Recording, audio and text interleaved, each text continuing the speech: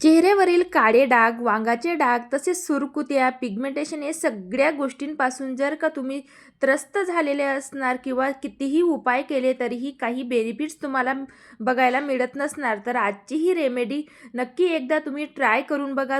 फेशियलपेक्षाही 100 पट ग्लो तुमच्या चेहऱ्यावर तुम्हाला बघायला मिळेल. तुम्ही पार्लरमध्ये जाणं विसराल एवढी सुंदर अशी रेमेडी आज आपण तयार करणार आहोत. तर आजची ही रेमेडी कशा पद्धतीने आपल्याला तयार करायची ते नक्की स्टेप बाय स्टेप फॉलो करा. तर या ठिकाणी सुरुवातीला आपल्याला लागणार आहे लवंग. लवंगाचे फायदे आपल्या स्किनसाठी किती असतात ते तुम्ही एकदा गुगलवर जरी सर्च केलं तरी तुम्हाला त्या ठिकाणी सगळे फायदे तुम्हाला बघायला मिळतील. त्याचबरोबर लवंगमध्ये किंवा आपण ज्याला इंग्लिशमध्ये क्लोव्ह बोलतो त्याच्यामध्ये अँटी एजिंग प्रॉपर्टी जी भरपूर जास्त प्रमाणात असते, जे की आपल्या स्किनला टाईट करण्यासाठी किंवा सुरकुत्या कमी करण्यासाठी खूपच जास्त हेल्पफुल राहते. तर चला या ठिकाणी आपल्याला गॅसवर आता एक पातेलं ठेवायचं आहे. तुम्ही त्यामध्ये एक ग्लासभर पाणी ॲड करा आणि त्याच्यामध्ये आपल्याला 10 ते 12 लवंग ॲड करायचे आहेत आणि एक 3 ते 4 मिनिटासाठी आपल्याला हाय फ्लेमवर छान अशी उकळी येऊ द्यायची आहे. त्यानंतर एक 10 ते 15 मिनिटासाठी गॅसची फ्लेम लो करा आणि लो फ्लेमवरच किंवा कमी आचेवरच आपल्याला हे पाणी छान असं उकळू द्यायचं आहे, जेणेकरून पूर्णतः या लवंगाचा अर्क या पाण्यामध्ये उतरेल आणि थोडासा ब्राउनिश कलर येतो तोपर्यंत आपल्याला हे पाणी छान असं उकळू द्यायचं आहे. आपण या ठिकाणी 1 ग्लास एवढं पाणी ॲड केलेलं आहे. 1 ग्लासाचं अर्धा ग्लास एवढं पाणी आटतं तोपर्यंत आपल्याला हे पाणी छान असं उकळू द्यायचं आहे. तर बघू शकताय तुम्ही या ठिकाणी पाण्याला उकळी आली आहे. आता या ठिकाणी पाण्याची फ्लेम किंवा गॅसची फ्लेम मी आता लो करते आणि लो फ्लेमवरच आपल्याला छान असं हे पाणी आता 10 ते 15 मिनिटासाठी उकळू द्यायचं आहे, जेणेकरून या लवंगाचा पूर्ण अर्क या पाण्यात उतरेल आणि कलर देखील पाण्याचा चेंज होत असतो. तर तुम्ही या ठिकाणी बघू शकतात किती सुंदर असा या पाण्याचा कलर चेंज झालेला आहे.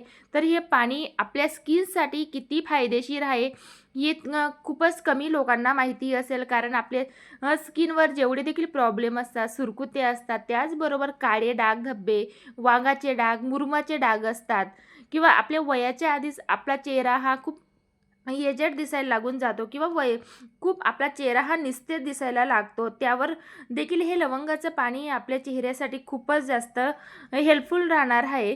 तर चला या ठिकाणी पाणी थंड झाल्यानंतर आपल्याला चाळणीच्या साहाय्याने एका बाउलमध्ये हे चाळून घ्यायचं आहे. तुम्ही हे पाणी एका स्प्रे बॉटलमध्ये देखील स्टोअर करू शकता. ॲज अ टोनर म्हणून देखील तुम्ही दररोज रात्री चेहऱ्यावर हा स्प्रे मारून बघा. तुमच्या चेहऱ्यावर तुम्हाला एका आठवड्याच्या आतच तुम्हाला खूप सुंदर असा रिझल्ट बघायला मिळेल, कारण तुमच्या चेहऱ्यावरचे जे सगळे प्रॉब्लेम असतील ते क्लो वॉटरने किंवा लवंगाच्या पाण्यामुळे दूर होतील.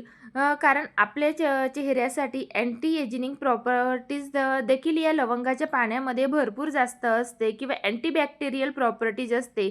तर चला आता या लवंगाच्या पाण्यापासून आपल्याला एक सुंदर असा फेस पॅक चेहऱ्याला लावण्यासाठी तयार करायचा आहे.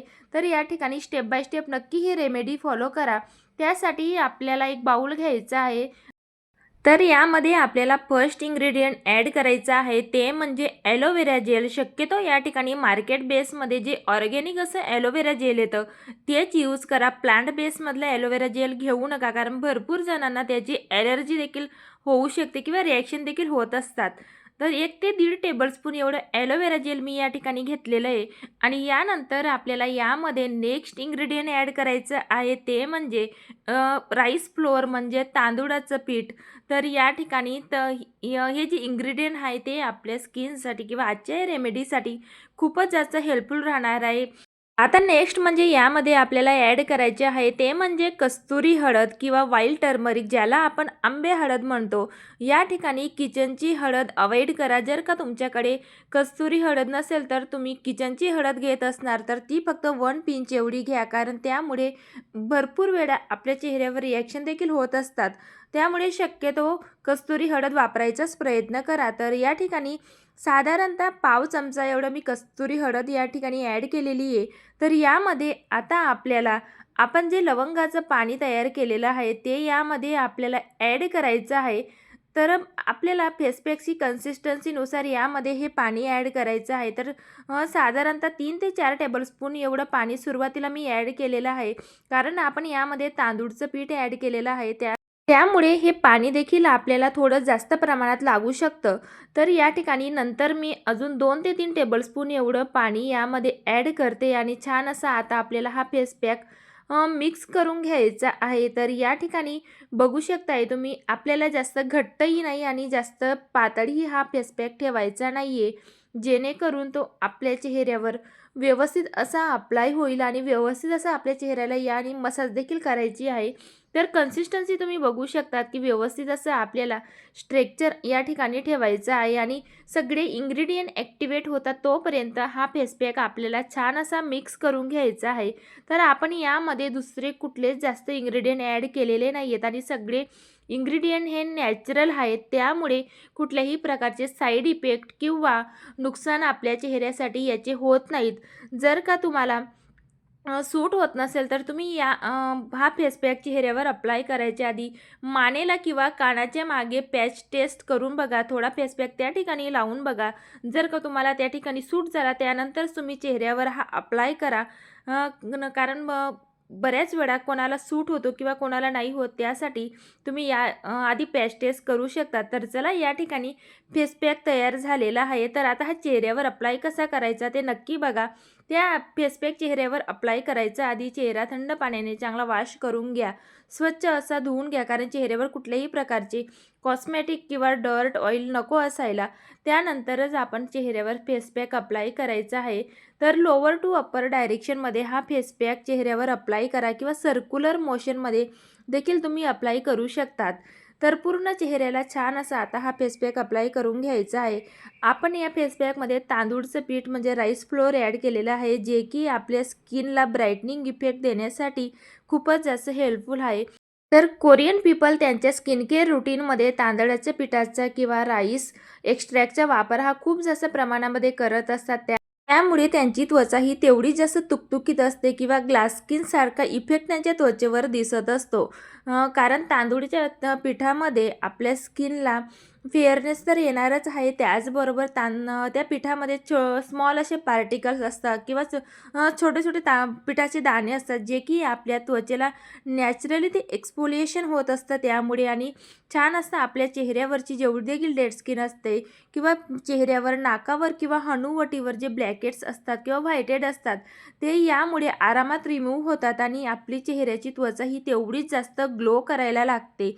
नक्की तुम्ही ही रेमेडी किंवा हा फेस पॅक चेहऱ्यावर आठवड्यातनं एकदा नक्की अप्लाय करा. तुमच्या चेहऱ्यावर तुम्हाला खरंच खूप सुंदर असा ग्लो बघायला मिळेल.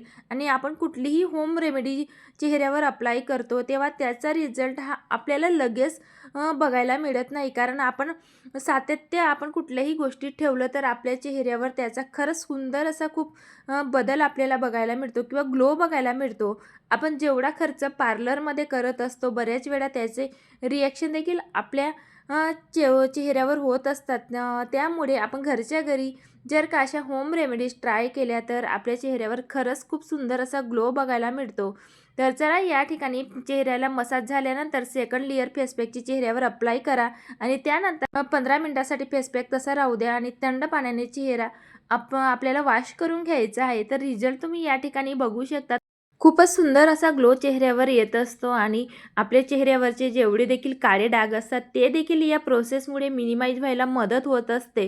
कंटिन्युअसली तुम्ही महिनाभर, तुम्ही दर आठवड्यातनं 2दा किंवा एकदा तुम्ही हा फेस पॅक 1 महिन्याभर तरी तुमच्या चेहऱ्यावर अप्लाय करा. तुमच्या चेहऱ्यावर तुम्हाला खरंच खूपच जास्त फरक जाणवेल. तर चला, या ठिकाणी फेस पॅक चेहऱ्यावर अप्लाय झाल्यानंतर चेहरा वॉश केल्यानंतर स्किन केअर करायचं कधीच विसरायचं नाही. चेहऱ्याला मॉइश्चरायझर लावायचं कधीही विसरायला नको. कारण आपण जो फेस पॅक किंवा कोणतीही होम रेमेडी चेहऱ्यावर अप्लाय करतो त्यानंतर आपल्या चेहऱ्यावरचे जे पोर्स असतात ते ओपन झालेले असतात. त्यामुळे मॉइश्चरायझरमुळे आपल्या चेहऱ्याचे जे नॅरिशमेंट असते किंवा हायड्रेशन असतं ते लॉक व्हायला मदत होत असते आणि पोर्स देखील मिनिमाइज व्हायला मदत होत असते. तर या ठिकाणी छान असा मॉइश्चरायझर चेहऱ्याला आपण अप्लाय करायला हवा. आपल्या स्किन टाईपनुसार मॉइश्चरायझर हे चेहऱ्याला अप्लाय करायला हवं, जेणेकरून चेहऱ्यावर त्याचे कुठलेही रिॲक्शन होणार नाही. तर चेहऱ्यावर मॉइश्चरायझर अप्लाय केल्यानंतर 2 ते 3 मिनिटासाठी छान अशी चेहऱ्याला मसाज करा, जेणेकरून चेहऱ्यावर ब्लड सर्क्युलेशन हे खूप चांगल्या प्रकारे होईल आणि आपल्या चेहरा हा अधिकच जास्त ग्लो करायला लागतो. तर चला, या ठिकाणी चेहऱ्यावरचा ग्लो तर तुम्हाला दिसतच असेल. तर आजची ही रेमेडी तुम्हाला कशी वाटली मला नक्की कमेंट करून सांगा आणि हो, व्हिडिओ जर का आवडला असेल तर व्हिडिओला लाईक करायला विसरू नका आणि चॅनलवर नवीन असणार तर चॅनलला सबस्क्राईब देखील नक्की करा आणि हाईपचं फीचर जर का तुमच्यापर्यंत पोहोचलं असेल तर हाईप पॉईंट देखील नक्की द्या. चला तर मग भेटूया नवीन अशाच रेमेडीसोबत. बाय.